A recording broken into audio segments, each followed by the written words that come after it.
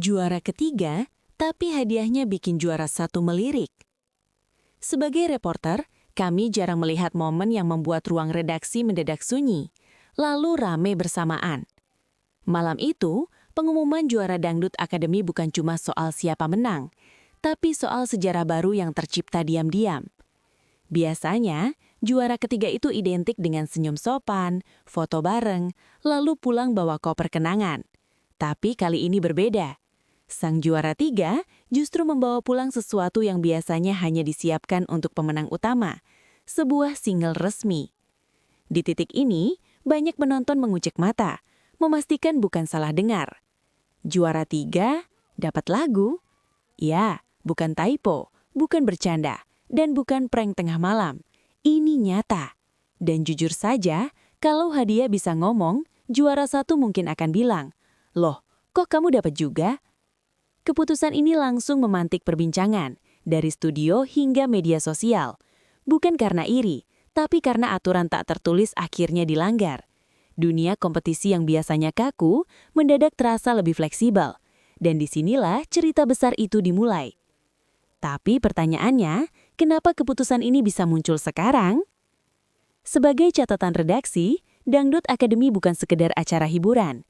Ini adalah mesin pencetak bintang, lengkap dengan tekanan mental, jadwal padat, dan komentar juri yang kadang lebih tajam dari silet, tapi tetap elegan.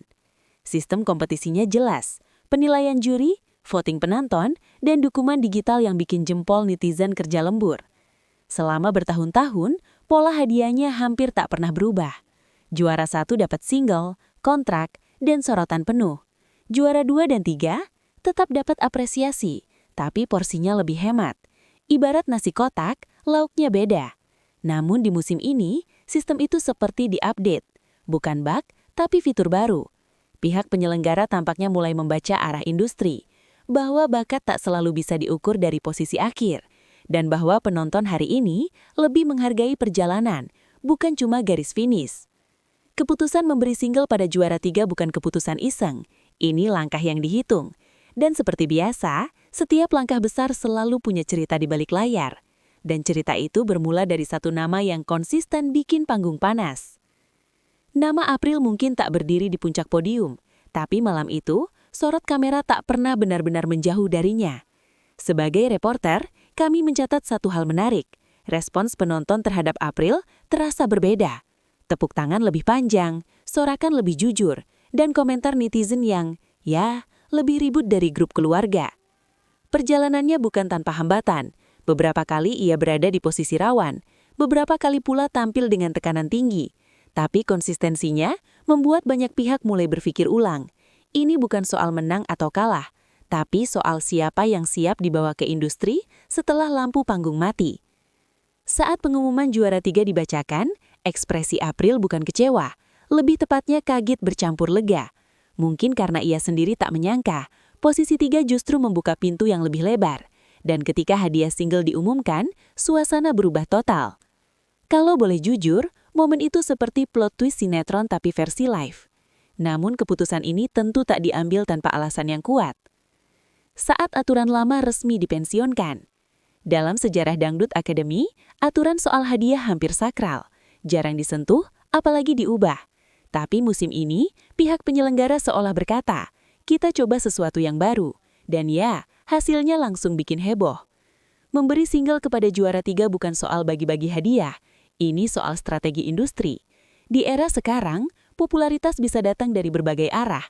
Bukan cuma gelar, tapi juga karakter, konsistensi dan koneksi emosional dengan penonton. Keputusan ini juga seperti pesan tak langsung ke peserta lain.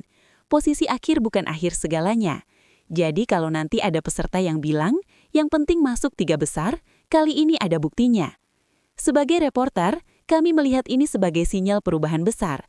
Kompetisi tak lagi sekedar lomba, tapi ajang kurasi talenta. Dan April, di mata banyak pihak, lolos kurasi itu. Netizen rame komentar lebih pedas dari sambal.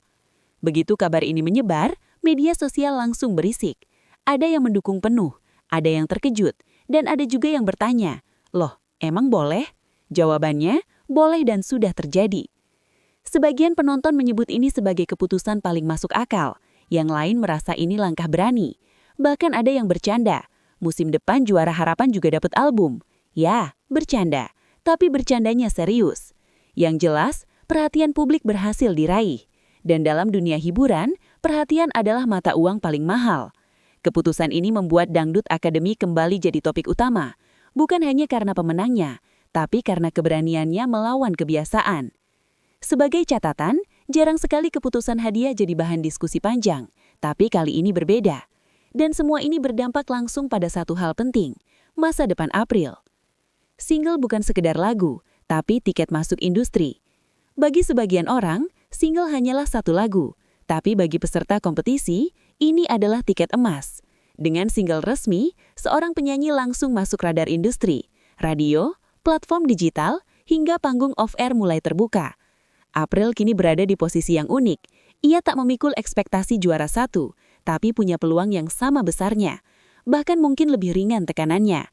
Dan dalam dunia musik, tekanan rendah sering menghasilkan karya lebih jujur.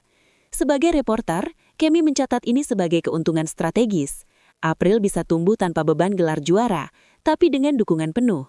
Ibarat balapan, ia start sedikit di belakang, tapi jalurnya lebih lapang. Dan ya, ini bukan keberuntungan semata. Ini hasil dari perjalanan panjang yang akhirnya diakui dengan cara yang tak biasa. Namun langkah ini juga memicu spekulasi lebih jauh. Apakah ini awal era baru kompetisi musik? Pertanyaan besar mulai muncul. Apakah ini akan jadi standar baru? Apakah musim depan, posisi tak lagi menentukan peluang? Jika melihat respons publik, jawabannya bisa jadi iya. Industri musik terus berubah. Penonton kini lebih aktif menentukan siapa yang mereka dukung. Dan acara pencarian talenta tak lagi bisa hanya mengandalkan format lama. Keputusan memberi single ke juara 3 bisa jadi uji coba. Jika berhasil, bukan tak mungkin pola ini diterapkan lagi. Dan jika gagal, setidaknya mereka sudah mencoba.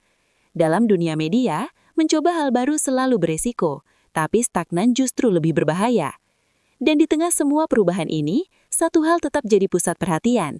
April kini bukan hanya juara 3, ia adalah simbol perubahan. Simbol bahwa kerja keras bisa dihargai dengan cara yang tak terduga.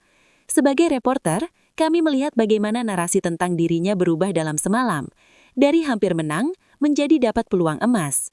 Dan narasi, dalam dunia hiburan, sangat menentukan arah karir. Ia kini punya waktu, ruang, dan kesempatan untuk membuktikan keputusan ini tepat, tanpa tekanan podium, tanpa beban ekspektasi berlebihan. Dan akhirnya kita sampai pada satu kesimpulan besar, saat posisi tak lagi menentukan nilai. Apa yang terjadi di Dangdut Academy musim ini mengajarkan satu hal penting. Posisi hanyalah angka, nilai sesungguhnya ada pada potensi. Keputusan ini mungkin tak sempurna, tapi berani. Dan keberanian itulah yang membuat kompetisi ini kembali relevan. Bagi peserta lain, ini jadi pesan kuat. Berikan yang terbaik, karena peluang bisa datang dari arah yang tak terduga. Sejarah sudah ditulis, dan cerita baru dimulai. Sebagai penutup, kami catat satu hal. Sejarah bukan selalu ditulis oleh pemenang. Kadang ia ditulis oleh mereka yang diberi kesempatan kedua. April sebagai juara 3, kini memegang peluang besar. Apakah ia akan sukses? Waktu yang menjawab. Tapi satu hal pasti, Dangdut Academy baru saja mengubah permainannya. Dan seperti semua perubahan besar, ini baru permulaan.